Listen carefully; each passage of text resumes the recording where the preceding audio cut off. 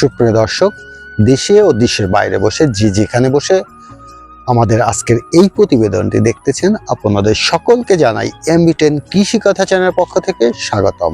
প্রিয় দর্শক, আজকে আমি চলে আসছি ঝালকাঠি জেলা রাজাপুর থানা শুক্তাগাড়ি নয়নের চরসাঙ্গর গ্রামে আরিফুর রহমান ভাইয়ের হোয়াইট পাকচুন ঘাসের বাগানে। আর আরিফ ভাইয়ের কাছ থেকে আমরা একটু জানার চেষ্টা করব হোয়াইট পাকচুন ঘাস চাষ পদ্ধতি, আয় ব্যয়, সুবিধা অসুবিধা সহ টুকিটাকি সকল বিষয়। আর এই পুরো প্রতিবেদন জুড়ে আপনাদের সাথে থাকছি আমি মানিক বিশ্বাস, ক্যামেরায় রয়েছে গৌরব বণিক।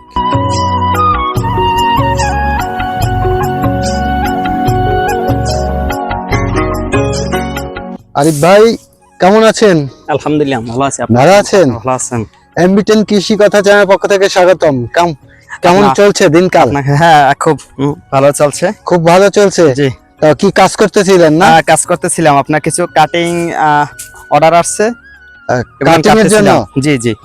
তো এটা তো হোয়াইট পাকচুন। জি, এটা হোয়াইট পাকচুন। তো মাশাআল্লাহ বিশাল বড়। জি। তো হোয়াইট পাকচুন কত বড় হয় এটা? 10 ফিট 12 ফিট। 10 থেকে 12 ফিট? হ্যাঁ। ওরে বাবা, কি বলে! এই যে আমি আপনাকে একটা কেটে দেখাচ্ছি। ঠিক আছে, এত বিশাল। তো আরিফ ভাই একটু ডিস্টার্ব করি কাজের মধ্যে। যে আমি তো মিথ্যা কথা বলছি না, এই যে দেখেন এই হোয়াইট পাকচুন আসলে এটা কি রকম, কোন দেশের ঘাস এটা? এটা হলো আমরা হোয়াইট পাকচুনটা থাইল্যান্ডের ঘাস। জি। তো আমাকে বাংলাদেশে থাইল্যান্ডের ঘাস, যাক ভালোই। তো ঘটনা হলো যে আপনি এই হোয়াইট পাকচুন চাষ কেমনে কি করে এটা একটু আমাকে যদি বলতেন আর কি। এটার জন্য প্রথমে যে জমিটা আপনার নির্বাচন করবেন, উঁচু জমি। যে উঁচু জমি লাগবে, জমিতে কখনো পানি উঠবে না, মানে পানি টানি থাকতে পারবে না, বৃষ্টির আবদ্ধ পানি যাতে ওখানে জমা হয় না থাকে, মানে বৃষ্টির পানি টানি না দাঁড়ায় এই উঁচু জায়গা লাগবে। ড্রেনের ব্যবস্থা যেমন আমি আপনাকে একটু দেখাচ্ছি, এই যে দেখেন আমার ড্রেন আছে কিন্তু। ও ড্রেন করে রাখছেন এখানে, বৃষ্টির পানি সাথে সাথে ড্রেনে চলে যাবে। এবং এই পাশটা এই সেম, মানে এটা হলো একটা দুই পাশে ড্রেন করতে হবে, মাঝখানটা উঁচু জায়গা রাখতে হবে যাতে কোনো রকমের পানি না দাঁড়ায়। জি জি জি, তাই তো? জি। যাক, বোঝা গেল। তো এটা মানে এরপর চাষ পদ্ধতি, মানে মাটিটা কিভাবে প্রসেস করবে? মাটিটা আপনার আমাদের যদি মেশিন দিয়ে দেন, 3টা চাষ করতে হবে সম্পূর্ণ। বন যে আগাছাগুলান আছে পরিষ্কার করে, তারপরে আপনার সুতা দিয়ে আপনার 3 ফিট দূরত্ব করে এক একটা কাটিং আপনি রোপণ করবেন। এই যে মানে 3 ফিট বাই 3 ফিট দূরত্ব। জি। এটা হলো আপনার হোয়াইট পাকচুনের কাটিং। জি জি। এই যে একদম মানে শিকার ভরপুর। জি জি, এইভাবে। কারণ এটা অনলাইনের মাধ্যমে যারা নিচ্ছে, তাদের যদি সঠিক জিনিস না দেয়া যায়, তাহলে তারা হয়তো মনে মনে ভাববে যে আমাদের সাথে প্রতারিত হচ্ছে। তো সেরকমের যাতে কোনো রকমের কোনো ছয়চাচুরি নাই। এই যে আমার হাতে একটা বড় ঘাস আছে, এইটা লাগাইলে কি হবে না? হ্যাঁ, এটা হবে। এই যে এইটার নিচ থেকে যে শিকড় আছে, এই শিকড় থেকে কাটিং হবে আপনার। কাটতে লাগাইতে হবে? এরকম যদি আস্তা লাগাই না না হবে না? হবে না। এটা কোনো কথা কইলেন ভাই, কাটতেই লাগান লাগবে? জি, এটা কাটতেই হবে আপনার। এই যে কাটিং কেটে তারপর। আরিফ ভাই মজা করলাম, আসলে কোনো ব্যাপার না। আমিও জানি যে ঘাস আসলে কাটিং করে লাগাতে হয়, কাটিং এ ভালো হয়।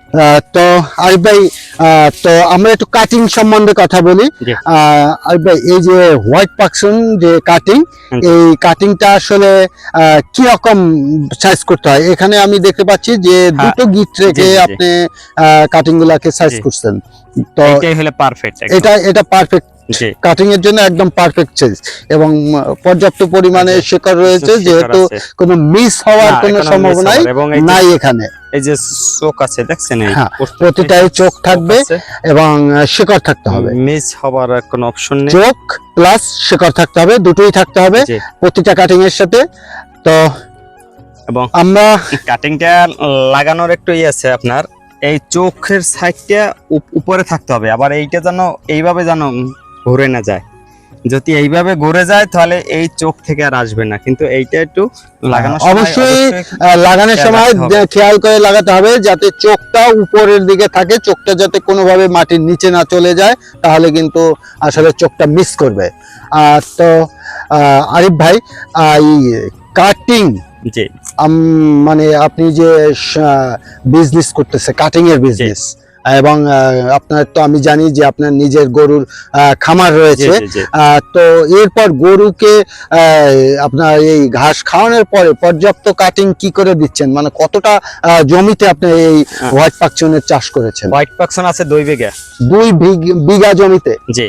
মানে আপনি বাণিজ্যিক ভাবেই আসলে এই হোয়াইট পাকচুনের চাষ করতেছেন? জি, এই যে মনে করেন আমরা কাটিং এর পরে যা নেব তারপরে যেটা থাকবে সেটাই গরুর জন্য? এটা গরুর জন্য। এবং আপনি আমার এখানে দেখতে পাচ্ছেন চাইরো সাইডে একটু দেখান, এই যে ঘাস আছে যা আমি গরুকে মানে খাওয়াইয়া মানে সামনের দিকে আগাইতে পারতেছি না, এর কাছাকাছি উঠে যায়। যেমন মানে এই ঝাড়টা কাটা হয়েছে আপনার এই ঝাড়টা কবে? 21 থেকে 22 দিন আগে। 21 থেকে 22 দিনের ভিতরে আবার প্রায় 4 থেকে 5 ফিটের মতো চলে আসছে। মানে আসলে এই কাটিং লাগানোর কতদিন পরে আমরা ঘাস পেতে পারি? কাটিং লাগানোর আপনার 65 থেকে 70 দিনের ভিতরে।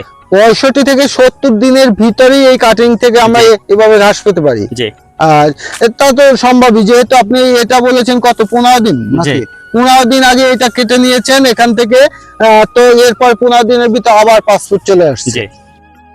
কি বলেন, আসলে একটা অলৌকিক ঘাস না? অবশ্যই। আসলে এই হোয়াইট বাংলাদেশে এবং আমাদের এই মাটির জন্য সবচেয়ে একটা উপযোগী ঘাস, এটার ফলন বেশি। এটার ফলন বেশি? জি। আসলে এটা যদি নিচু জমিতে কেউ চাষ করে তাহলে কি হতে পারে? না, হ্যাঁ হবে, এক সিজন হবে। এক সিজন হবে? হ্যাঁ, পানি আসলে আর দ্বিতীয় সিজনে পাবে না। আর যদি এরকম উঁচু জমিতে লাগানো হয় তাহলে বছরের পর বছর ধরে এই ঘাসটা পেয়ে থাকবে সে।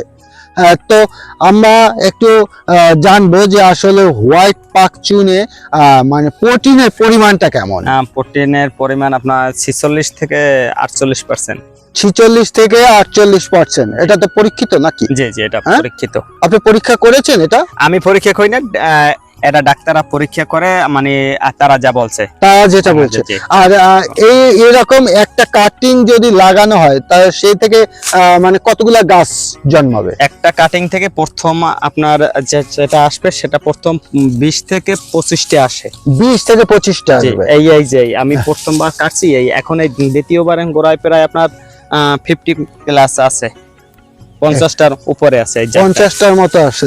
আসলে এই যে আপনার পিছনে একটা ঝাড় দেখতে পাচ্ছি, এই যে আপনি যেটা থেকে মানে সংগ্রহ করতেছিলেন, মনে হয় এখানে কতদিন আগে এই ঝাড়টা কাটছিলেন আপনি?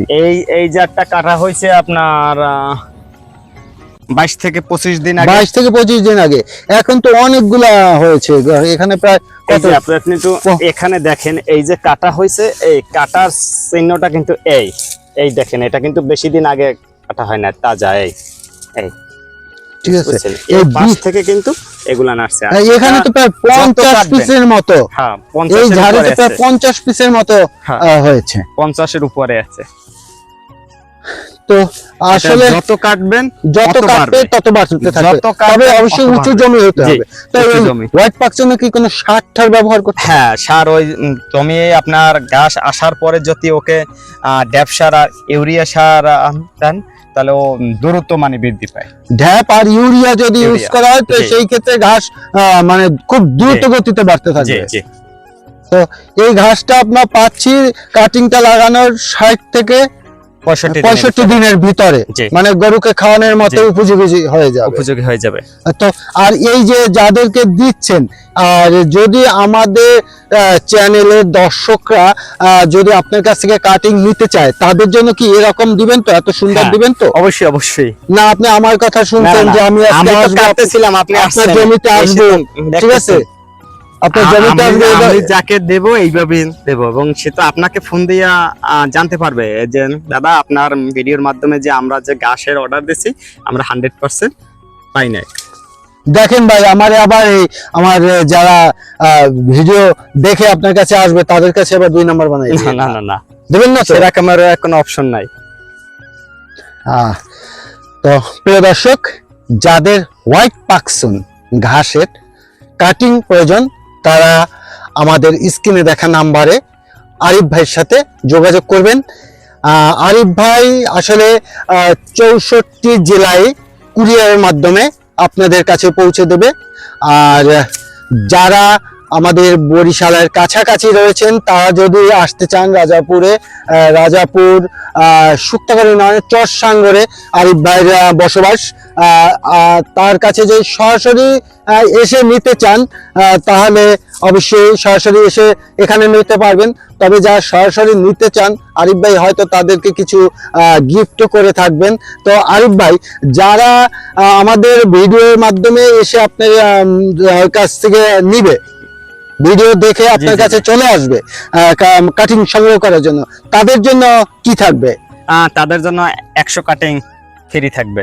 মানে আপনার কাছে এসে যা কাটিং সংগ্রহ করবে তাদের জন্য এরকমের 100 পিস কাটিং, মানে সে যত পিস নিক তার সাথে 100 পিস কাটিং ফ্রি থাকবে। জি। তো আর যারা অনলাইনের মাধ্যমে অর্ডার করবে তাদেরকে কি দিবেন আপনি? তাদেরকে তারা যদি আপনার যারা 500 কাটিং নেবেন তাদেরকে 50টা কাটিং আমি বেশি দেব। তো প্রিয় দর্শক শুনলেন, যারা 500 কাটিং এর অর্ডার করবেন আরিফ ভাইকে তাদের জন্য থাকবে ফ্রি 50 পিস। এরকমের 50 পিস আপনারা গুনে গুনে নেবেন। কম হলে আমার ডিসক্রিপশনে আমার নাম্বার দেওয়া থাকবে, অবশ্যই আমাকে ফোন করবেন যে আরিফ ভাই 50 পিস ফ্রি দেয়নি, আমি 500 পিস নিয়েছি, এর জন্য আমাকে ফোন করবেন। আর আমি আরিফ ভাইয়ের কাছ থেকে 50 পিস নিয়ে আমি নিজের খরচে আপনার কাছে পৌঁছে দেব সেই 50 পিস। তো আরিফ ভাই, এর রেটটা কি আমাদেরকে একটু বলবেন?